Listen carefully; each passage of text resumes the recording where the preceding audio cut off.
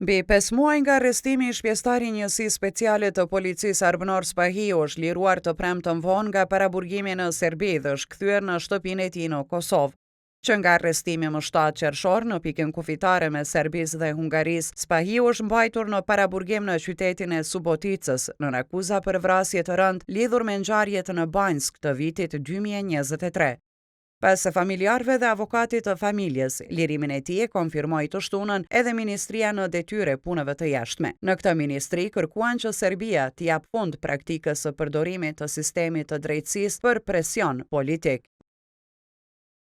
Akuzat e ngritura nga autoritetet e Serbisë kundër Spahiut kanë qenë të motivuara politikisht dhe të pabazuara në prova, ndërsa paraburgimi i tij i zgjatur ka shkelur të drejtën për proces të rregullt dhe trajtim të drejtë. Lirimi i Spahiut konfirmon qartazi se pretendimet e Serbisë lidhur me rastin në fjalë nuk kanë qëndruar dhe se përdorimi i sistemit të drejtësisë për presion politik ndaj qytetarëve tanë është praktikë që duhet të marrë fund.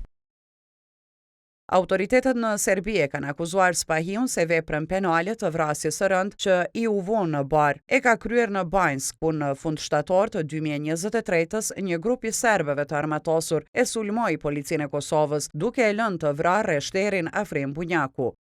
Në përleshjen me armë që e ka pasuar sulmin, janë vrarë edhe 3 sulmues serb. Por në polici kanë konfirmuar se Spahiu aso kohë nuk ka qenë pjesëtar i policisë. Edhe avokati i tij, Arjanit Koci, ka thënë për Radion Evropa e Lirë se autoritetet serbe e liruan Spahiun pasi nuk ka pasur asnjë provë për të mbështetur pretendimet e tyre. Spahiu është mbajtur panevojshëm kaq gjatë në paraburgim sepse, siç kam thënë në fillim, nuk mund të ketë prova për një akuzë të tillë, sepse ai nuk ka qenë në policinë e Kosovës në atë kohë. Arrestimi i Spahiu gjatë rrugës së kthimit nga Austria për në Kosovë bashkë me familjen e tij pati nxitur protesta në Kosovë me kërkesë për lirimin e tij.